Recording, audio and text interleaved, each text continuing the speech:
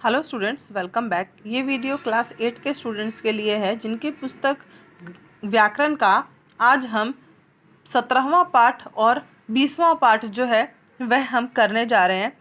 17वां पाठ क्या है? वाच्य। वाच्य किसे कहते हैं? क्रिया के जिस रूप से यह पता चले कि क्रिया कर्ता कर्म या भाव में से किसी अनुसार हुई है, यानी कि जो क्रिया है वह किस रूप से हो रही है, कर्ता के अनुसार हो रही है, कर्म के या भाव किसके अनुसार हो रही है, उसे हम वाच्य कहते हैं। वाच्य के भेद, वाच्य के 3 भेद है, कर्तावाच्य, कर्मवाच्य और भाववाच्य। तो पहला है आपका कर्तावाच्य। जिस वाच्य में कर्तावाच्य के उद्देश्य के रूप में विद्यमान हो उसे हम कर्तावाच्य कहते हैं। इसमें कर्ता की प्रधानता होती है। जैसे सचिन जहाज चला रहा है, लड़कियां डांडियां खेल रही है। यह क्या है? कर्तावाच्य है, जिसमें कर्ता के द्वारा जो है काम किया जा रहा है। उसके बाद है कर्मवाच्य। कर्मवाच्य किसे कहते हैं? जिस वाक्य में कर्म ही प्रधान और कर्म ही वाक्य का उद्देश्य हो जाता है वह कर्मवाच्य कहलाता है। इस क्रिया का लिंग और वचन सदा कर्म के अनुसार ही होता है। जैसे लड़कियों द्वारा गीत गाए जा रहे हैं, माली द्वारा फूल चुने जा रहे हैं। यह क्या है? कर्म है। भाववाच्य। वाक्य के जिस रूप से यह पता चले कि वाक्य का उद्देश्य कर्ता या कर्म नहीं अपितु भाव है वह भाववाच्य कहलाता है। इस वाच्य में क्रिया न तो कर्ता के अनुसार होती है न ही कर्म के अनुसार, बल्कि यह भाव के अनुसार होती है। जैसे मुझसे चला नहीं जाता, यहाँ पर क्या है? यह भाव है कि उससे चला नहीं जा रहा है। मुझसे चला नहीं जाता, उससे पढ़ा नहीं जाता। ये क्या है आपका? भाववाच्य। उसके बाद है वाच्य परिवर्तन कैसे किए जाते हैं। यहाँ पर आप देख रहे हैं कि कर्तावाच्य से कर्मवाच्य किस तरह से परिवर्तित किया गया है, किस तरह से बनाया गया है। जैसे मैं 1-2 आपको बता देती हूँ। गौरव ने पुस्तक लिखी, तो ये क्या? कर्तावाच्य, गौरव ने लिखी है ना। कर्मवाच्य में कैसे लिखा जाएगा? गौरव से पुस्तक लिखी गई, वह उसका काम है, वह करना है उसको, तो गौरव से पुस्तक लिखी गई। ये है कर्तावाच्य से कर्मवाच्य में, जो कि आप लोगों को याद करना है। उसके बाद है कर्तावाच्य से भाववाच्य बनाना है। जैसे मैं बैठ नहीं सकता, भाव क्या है? कि मुझसे बैठा नहीं जाता। यह भाव है कि मुझसे बैठा नहीं जाता। आकाश नहीं पढ़ता, उसका भाव क्या है? आकाश से पढ़ा नहीं जाता। उसके बाद उसी तरह है कर्मवाच्य से कर्तावाच्य बनाना है और भाववाच्य से कर्तावाच्य बनाना है। जैसे कर्म से भाव कर्ता बनाना है, छात्र द्वारा पुस्तक पढ़ी गई। छात्र द्वारा पुस्तक पढ़ी गई, लेकिन कर्तावाच्य क्या है? छात्र ने पुस्तक पढ़ी। भाववाच्य क्या है? रजनी से सुबह उठा नहीं जाता, यह भाववाच्य है। और कर्तावाच्य क्या है? रजनी सुबह उठ नहीं सकती। ये था आपका वाच्य। अब हम पढ़ेंगे शब्द, पद और पदबंध। शब्द क्या है? किसी भी भाषा का प्रारंभ ध्वनि से होता है और उसके लिखित रूप ही क्या? वर्ण कहलाता है। अथवा जिन अलग अलग चिन्हों से ध्वनि का अंतर पहचाना जाता है उसे हम क्या कहते हैं? वर्ण या अक्षर कहते हैं। वर्ण 2 प्रकार के होते हैं, स्वर वर्ण और व्यंजन वर्ण।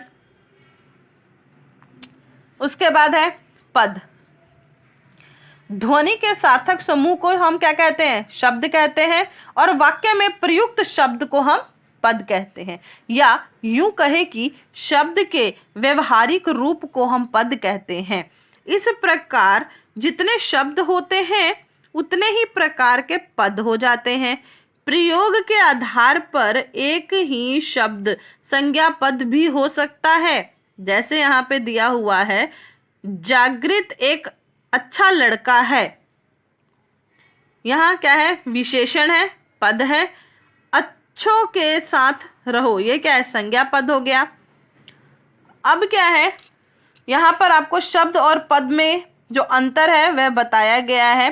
पद बनाने से पहले शब्द में कोई ना कोई प्रसर्ग अवश्य जुड़ता है, जैसे लड़की विद्यालय जाती है।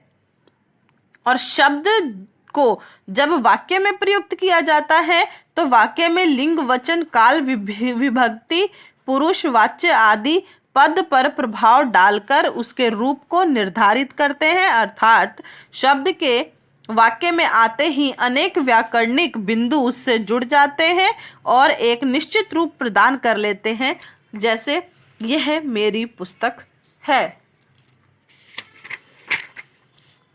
उसके बाद है पदबंध।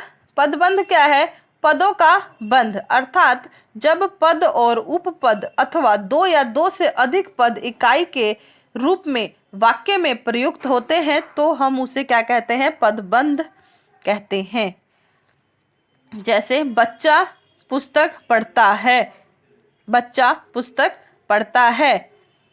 पदों का समूह जब मिलकर वही कार्य करने लगते हैं जो एक अकेला पद कर रहा हो तो उसे हम पदबंध कहते हैं। पदबंध की संरचना एवं स्वरूप क्या है, यदि दो पदों के बीच का की आए तो वे एक इकाई का निर्माण कर पदबंध की संरचना करते हैं। जैसे श्रवण कुमार के पिता तीर से मारे गए, यह पूनम की साड़ी, काके की आया। विशेषण और विशेष्य भी पदबंध ही कहलाते हैं। जैसे सिर पर टोपी लाल, हाथ में रेशमी रुमाल। दो या दो से अधिक पदों के समूह को भी हम पदबंध की रचना करते हैं। जैसे हिंदी पाठ्य पुस्तक निर्माण समिति का मैं सदस्य हूं, यहाँ पे क्या है, दो या दो से अधिक पदों के समूह है। क्रिया का समूह भी पदबंध कहा जाता है। मैं कभी कभी मंदिर चला जाया करता हूं, ये क्या है, क्रिया हो रही है। पदबंध के प्रकार कितने हैं, 5 प्रकार हैं। संज्ञा, सर्वनाम, विशेषण, क्रिया और क्रिया विशेषण। सबसे पहले है संज्ञा। संज्ञा सामान्य तौर पर संज्ञा पदों का काम करने वाले पदबंध संज्ञा पदबंध कहलाते हैं। जैसे गोवा से आए काजू स्वादिष्ट हैं, छत पर बैठा लड़का गिर गया। सर्वनाम पदबंध क्या है, सर्वनाम का कार्य करने वाले पदों को सर्वनाम पदबंध कहते हैं। जैसे आपके मित्रों में से कोई नहीं पहुंचा, शोर मचाने वाले तुम चुप क्यों हो। विशेषण पदबंध क्या है, विशेषण का कार्य करने वाले पदों को विशेषण पदबंध कहते हैं। जैसे छत पर बैठा बंदर गिर गया। परिश्रम करने वाले छात्र सफल हो जाते हैं। उसके बाद है क्रिया। क्रिया का कार्य करने वाले पदों को क्रिया पदबंध कहते हैं। जैसे मैं खाना खाकर जाऊंगा। क्रिया विशेषण पदबंध क्या है, क्रिया विशेषणों का काम करने वाले पदों को क्रिया विशेषण पदबंध कहते हैं। वह सुबह सुबह दौड़ लगाती है। वे लोग अभी अभी पहुंचे हैं। ये था आपका ये था आपका शब्द, पद और पदबंध।